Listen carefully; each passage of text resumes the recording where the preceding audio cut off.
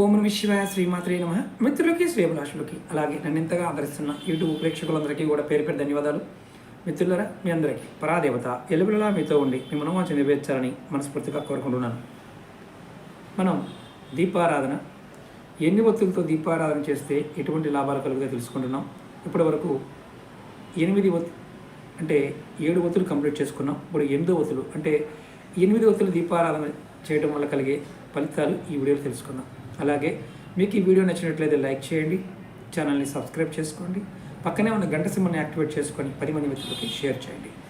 అలాగే నాతో మాట్లాడాలి అనుకునేవారు, అపాయింట్మెంట్ కావాలనుకునేవారు, జాతక పరిశీలన, మీ సమస్యలకు సమాధానాలు పరిష్కారాలు కావాలనుకునేవారు ఈ నెంబర్కి అంటే వీడియో డిస్క్రిప్షన్లో నెంబర్ ఉంది, దానికి కాంటాక్ట్ చేయండి. లేదా 9440593655 ఈ నెంబర్కి కాంటాక్ట్ చేసి మీరు అపాయింట్మెంట్ తీసుకోవచ్చు. ఇప్పుడు ఈ వీడియోలో 8 ఒత్తులతో దీపారాధన చేయడం వల్ల కలిగే లాభాలని తెలుసుకుందాం.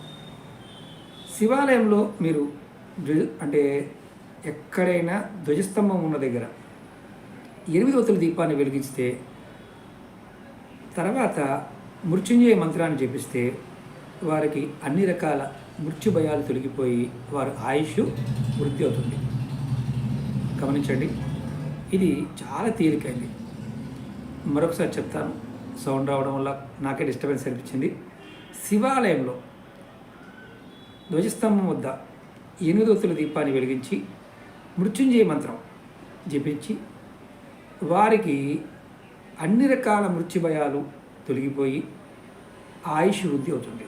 అంటే జాతకంలో మృత్యు భయాలు మృత్యు దోషాలు ఉన్నవారు 8 ఒత్తుల దీపారాధన చేయడం చాలా శ్రేష్టం. అలాగే రెండో పాయింట్ చెప్తాను, దీన్ని అష్టమాతలు అష్టవశువులు గంగాదేవి రూపంగా భావిస్తారు. అలాగే రావి చెట్టు కింద ఉన్న నాగదేవతలు అంటే మనం నాగదేవత విగ్రహాలు ప్రతిష్ఠ చేస్తుంటారు కదా, ఆ నాగదేవత విగ్రహాల ముందు 8 ఒత్తులతో దీపారాధన చేసి మీరు 21 ప్రదక్షిణలు చేస్తారు.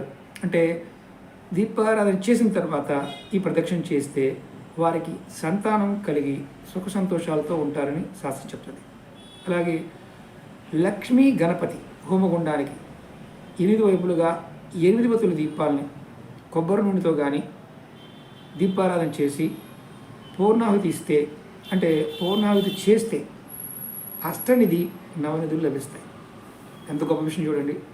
అలాగే సాధారణంగా అంటే ఇక్కడ ఈ పాయింట్కి మీకు నేను చెప్తాను, ఎక్కడైనా హోమం చేసినప్పుడు హోమగుండం దగ్గర ఇది చేయవచ్చు.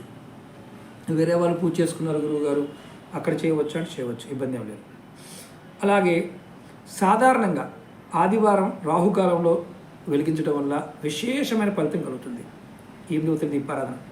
అలాగే వనదుర్గాదేవి అడవుల్లో మనం మామూలుగా సమ్మక్క సారక్క ఇలా కొన్ని గుబ్బాలమ్మ తల్లి ఇలాంటి అడవుల్లో ఉండే దేవాలయాల దగ్గరికి వెళ్ళినప్పుడు కూడా వనదుర్గ స్వరూపంగా మీరు 8 ఒత్తుల దీపారాధన వెలిగిస్తే అమ్మవారు మీకు అనుగ్రహం తప్పకుండా కలగజేస్తుంది అని శాస్త్రం చెప్తుంది.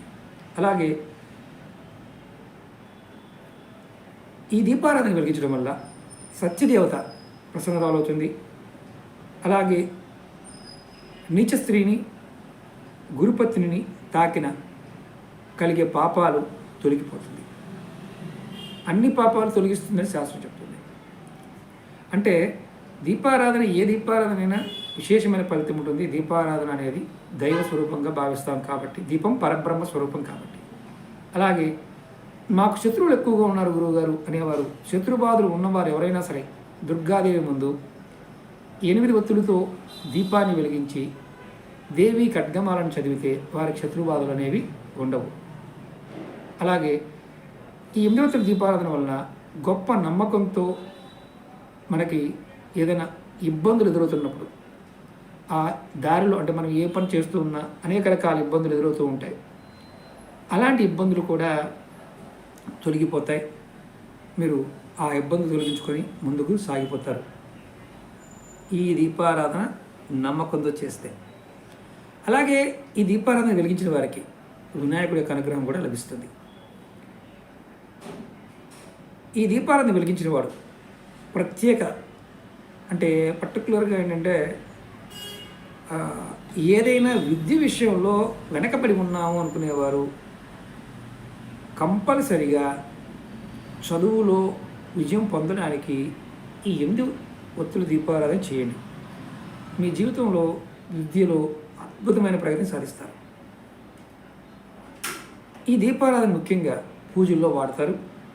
దీనివలన దీర్ఘకాలిక జీవితంలో మీకు సత్యసంధత కలుగుతుంది. అంటే నిజాయితీగా ఉండడానికి, సత్యంగా ఉండడానికి ఈ దీపారాధన మిమ్మల్ని ప్రేరేపిస్తుంది. ఈ దీపారాధనని వినాయకుడి స్వరూపంగా కూడా పూజిస్తారు. దీనిని అష్టభుజ భగవతీ దేవతల స్వరూపంగా కూడా భావిస్తారు. దీనిని గంగాదేవి స్వరూపంగా కూడా పూజిస్తారు. దీనిని అష్టమాతృక స్వరూపంగా కూడా భావిస్తారు. దీనిని భైరవ రూపంగా కూడా పూజిస్తారు. దీనిని రాహుగ్రహం పాలిస్తుంది కాబట్టి ఈ దీపారాధన చేయడం వల్ల రాహుగ్రహ పీడ నివారణ కలుగుతుంది. మరియు సప్తముఖి వల్ల శని పీడలు కూడా తొలగింపబడతాయని శాస్త్రం చెప్తుంది. అంటే ఇక్కడ కొంచెం కన్ఫ్యూజన్ ఏంటంటే 7 ముఖాలు ఎలాగైతే వెలిగిస్తే మనకి గ్రహపీడ తొలుగుతుందో, అంటే శనిపీడ తొలుగుతుందో, అలాగే ఈ 8 దీపాలు అంటే 8 ఒత్తుల దీపం వెలిగించడం వల్ల కూడా శనిపీడలు తొలుగుతాయి అని అర్థం. అలాగే ఎవరికైనా పనుల్లో విఘ్నాలు వస్తున్నాయి, అంటే నేను ఏ పని చేసినా నాకు పనులు అవ్వడం లేదు గురువుగారు అనే వారికి ఈ 8 ఒత్తుల దీపారాధన చేయడం వల్ల విఘ్నాలన్నీ తొలగి సంతోషం తప్పకుండా కలుగుతుంది. అంతేకాకుండా మృత్యుజయత్వం అంటే మరణిస్తామనే భయం కూడా పెరిగిపోతుంది. మంచి పేరు, మంచి ఆరోగ్యం కూడా లభిస్తాయి. అంటే మీకు చాలా ఖరీదైందంటే ఇక్కడ ఒత్తిడి పెరిగే కొద్దికి నూనె కాస్ట్ కూడా పెరుగుతుంది. కాబట్టి కొంచెం ఒత్తిడి పెరిగే కొద్దికి ఫలితాలు కూడా బాగా పెరుగుతూ ఉన్నాయి, మీరు చూస్తున్నారు కదా. అలాగే చాలామంది గుర్ర పందాలు, లాటరీలు ఇలాంటి వాటిలో విజయం కావాలనుకునేవారు ఈ 8 ఒత్తుల దీపారాధన చేస్తే మీకు విజయం లభిస్తుంది. అంటే కొన్ని విషయాలు తప్పైన ఒప్పని చెప్పడానికి తప్పదు. అంటే వ్యసనాలు ఇలాంటివి కూడా మన పురాణాల్లో, మన శాస్త్రాల్లో కొన్ని వస్తువుల వల్ల, కొన్ని పనుల వల్ల లాభాలు కలుగుతాయని చెప్తారు. అది మనం వినియోగించుకోదానే బట్టే ఉంటుంది తప్ప దాన్ని చెడుగా వినియోగించుకునే వాళ్ళు ఉంటే మనం ఏం చేయలేం. అలాగే ఇక్కడ గుర్రపందాలు, లాటరీల్లో విజయం లభించాలి అన్నప్పుడు 8 ఒత్తుల దీపారాధన ఖచ్చితంగా పనిచేస్తుంది.